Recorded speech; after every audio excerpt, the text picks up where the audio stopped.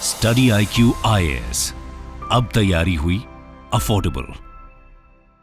नमस्कार दोस्तों पिछले 2-3 दिनों से आई एम श्योर आप लगातार सुन रहे होंगे कि भारत में जो विमान है, जो एयरलाइन कंपनीज हैं, उनको लगातार धमकी मिल रही है। चाहे वो एयर इंडिया हो, स्पाइस जेट हो, इंडिगो हो, सभी को यहाँ पर ये बोला जा रहा है कि हम आपके विमान को उड़ा देंगे और बहुत से लोगों की जानें जा सकती हैं। ये खबर आप देख सकते हो, आज ही सुबह खबर आई है कि एक और जो फ्लाइट है विस्तारा की, जो कि फ्रैंकफर्ट से मुंबई आ रही थी, उसको इमरजेंसी लैंडिंग करानी पड़ी क्योंकि वहां पर भी बॉम्ब थ्रेट था। और पिछले 3 दिनों से अगर आप देखोगे तो लगभग 19 फ्लाइट्स को यह धमकी दी गई है। तो इसके पीछे चल क्या रहा है, मतलब कि आखिरकार ये जो धमकियां होती हैं उसका इंपैक्ट क्या होता है। और अभी मैं आपको बता दूं, एक छत्तीसगढ़ से एक माइनर लड़का जो है उसको अरेस्ट किया गया है। वो मामला क्या है, वो सब कुछ मैं आपको बताऊंगा। चलिए आगे बढ़ते हैं, लेकिन उससे पहले मैं आप सबको बता दूं, आप में से जो भी लोग 2025-26 कोई भी तैयारी कर रहे हैं यूपीएससी की, हमारा जो बैच है फास्ट ट्रैक बैच, उसको अवेल कर सकते हैं। And this is going to be the last batch for 2025। Use this code Ankit live to get maximum discount. और सभी के जो लिंक है वो कमेंट सेक्शन में मिल जाएंगे।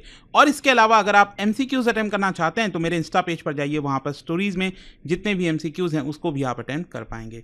चलिए शुरुआत करते हैं और सबसे पहले ये देखते हैं कि एग्जैक्टली हो क्या रहा है। देखिए, पिछले 3 दिनों से अगर आप देखोगे तो भारत के अंदर जो फ्लाइंग है वो बहुत ज्यादा टर्बुलेंट फेज से गुजर रही है। पता नहीं चल रहा है कि कब कहां से क्या धमकी आ जाए। और इसकी वजह से क्या होता है ना कि अब कोई भी धमकी उसको आप नकार नहीं सकते। मान लीजिए अगर 10 धमकी खराब आई है, वो बस एक धमकी थी, उसमें कोई भी नहीं पाया गया, इसका मतलब ये तो नहीं है कि 11वीं वाली जो धमकी है उसको सीरियस नहीं लिया जाएगा। हर एक धमकी को, हर एक जो एयरलाइन से रिलेटेड जितनी भी चीजें आती हैं उसको बहुत सीरियस लेना पड़ता है। तो यहां पर आप देख सकते हो, बताया जा रहा है कि लगभग 19, मतलब अगर आप आज का मिला दोगे तो करीब 20 एयर जो प्लेन है उनको यहां पर धमकी दी गई कि हम उसको उड़ाने वाले हैं। और इसी की वजह से यहां पर जो अथॉरिटीज हैं उन्होंने इसको लेकर एक डीप इन्वेस्टिगेशन स्टार्ट कर दिया है। और यहां पर जो सिविल एविएशन मिनिस्टर है हमारे देश के राम मोहन नायडू, उनकी तरफ से बोला गया है कि जो एनफोर्समेंट एजेंसीज हैं वो सब कुछ करने की कोशिश कर रही हैं ताकि ये जो धमकियां दी जा रही हैं एयरलाइंस को, उसके पीछे कौन है, क्या है, उसको हम पहचान सकें। इसके अलावा आप देख सकते हो, ये भी बोला जा रहा है कि सरकार यहां पर और स्ट्रिक्टर पनिशमेंट लाने वाली है। कि मतलब इस तरह की जो धमकी आती है ना, कई बार जो व्यक्ति होता है उसको छोड़ दिया जाता है, लेकिन यहां पर उसको नो फ्लाई लिस्ट और बहुत सारे कार्रवाई उसके ऊपर की जाए। तो क्वेश्चन यहां पर यह है कि आखिरकार इसके पीछे रिस्पॉन्सिबल कौन है, वो मैं आपको आगे बताऊंगा। लेकिन सबसे पहले बात कर लेते हैं पिछले 72 घंटे में हुआ क्या है। देखिए, इसकी शुरुआत होती है मंडे से, 14 अक्टूबर से, और लगभग 16 अक्टूबर तक, कल भी ये चला और आज भी ये सिलसिला जारी है। टोटल 19 फ्लाइट्स मैंने आपको बताया, चाहे वो डोमेस्टिक हो, इंटरनेशनल हो, सभी को धमकी दी जा रही है। और मंडे को मैं आपको बता दूं, सबसे पहले 3 फ्लाइट्स को धमकी दी गई। एयर इंडिया की फ्लाइट थी मुंबई टू न्यूयॉर्क, इंडिगो की फ्लाइट थी मुंबई टू जेदा और मुंबई टू मस्कट, इनको धमकी मिली। यहां पर इंडियन ऑफिशियल्स का यह कहना है कि यहां पर जो फ्लाइट थी एयर इंडिया 119, उनको यहां पर सिक्योरिटी अलर्ट मिलता है और उसको दिल्ली के लिए डाइवर्ट कर दिया जाता है। और दिल्ली में तो जब उसको लैंड कराया गया, एक एक सामान मैं देख रहा था, जो यहां पर टारमैक होता है, मतलब कि जहां पर आपकी लैंडिंग होती है, रनवे होता है, उसके बगल से ही जो टैक्सी वे जाता है, वहां पर जितने भी आपके लगेज थे उसको एक एक इंडिविजुअली करके रख दिया गया था, एक एक की जांच की गई।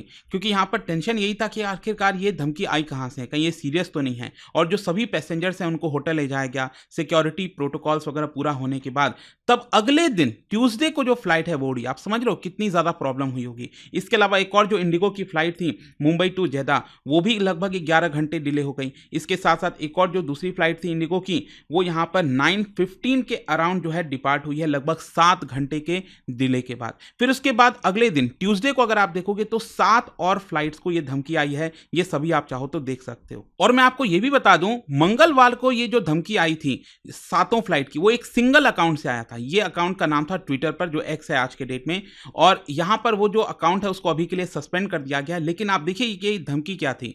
एयर इंडिया को टैग किया गया, जयपुर पुलिस को टैग किया गया, जयपुर रूरल पुलिस को टैग किया गया। और उसमें देखिए क्या लिखा है, I placed bombs on board of flight IX-765।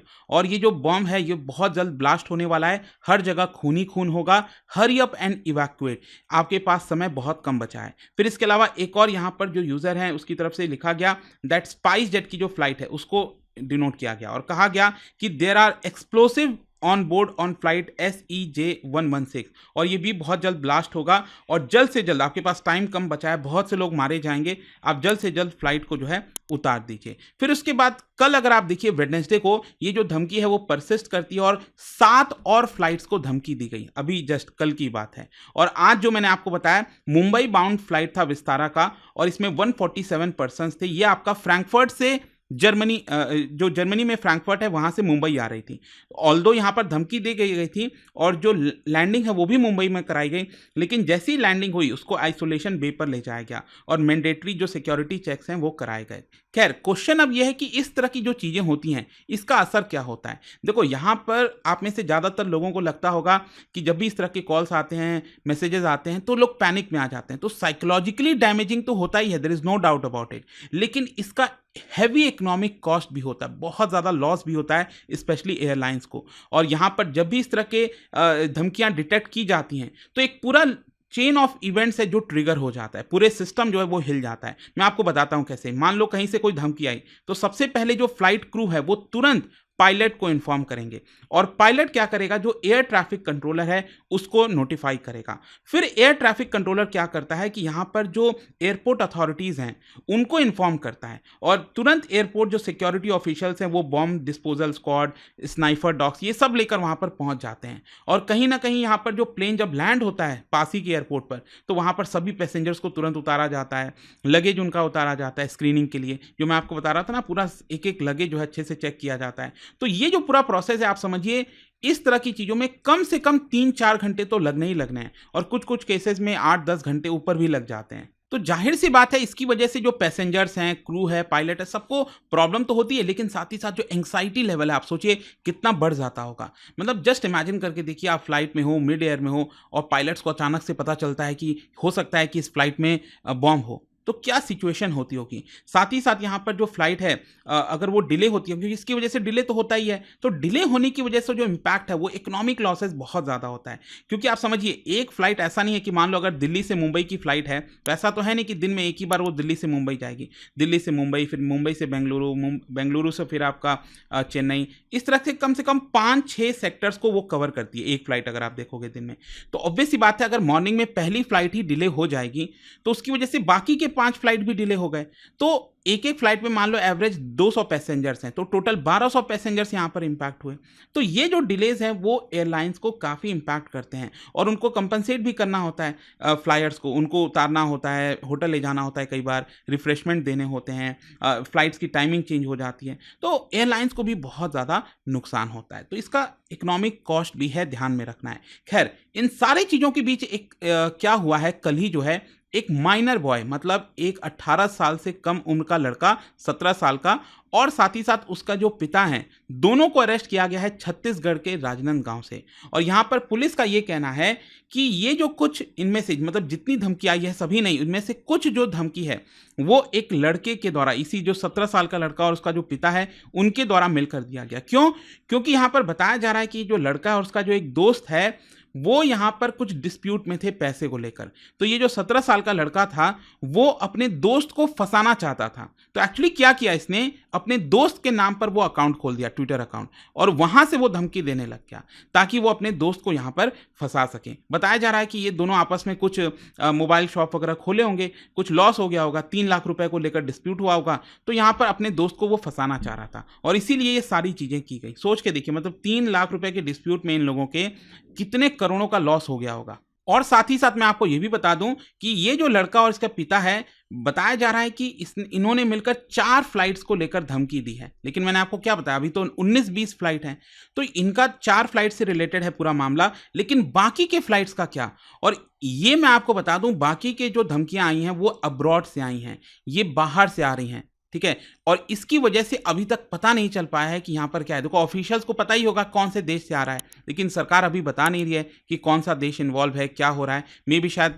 अंदरूनी कुछ चल रहा होगा या फिर इन्वेस्टिगेशन चल रही होगी, देखते हैं इसको लेकर क्या होता है। बट डेफिनेटली एक बड़ा पैनिक क्रिएट हो गया था इन बॉम्ब थ्रेट्स की वजह से। और जाने से पहले एक इंटरेस्टिंग क्वेश्चन, क्या बता सकते हो जो कपड़ा होता है ना फायर फाइटर्स का जो पहनते हैं, उसमें कौन से मटेरियल का इस्तेमाल किया जाता है, आपको बताना है इनमें से। इसका राइट आंसर आप सबको पता है, मेरे इंस्टाग्राम पर तो मिलेगा ही, वहाँ पर अगर आप नहीं हो कोई बात नहीं, टेलीग्राम से ले सकते हैं इसका सही उत्तर। मैं कई सारे जो MCQs हैं वो यहाँ पर स्टोरीज में डालता रहता हूँ। अगर आपको PDF चाहिए तो टेलीग्राम पर आइए, अलग अलग सोशल मीडिया पर आप जुड़ पाओगे। और जैसा मैंने आपको बताया, अगर आप UPSC की तैयारी करें, कोई भी बैच चाहते हैं, you can simply use this code Ankit live to get maximum discount. And I hope की वीडियो आपको पसंद आया होगा। मिलता हूँ next time, till then thank you very much, see you soon.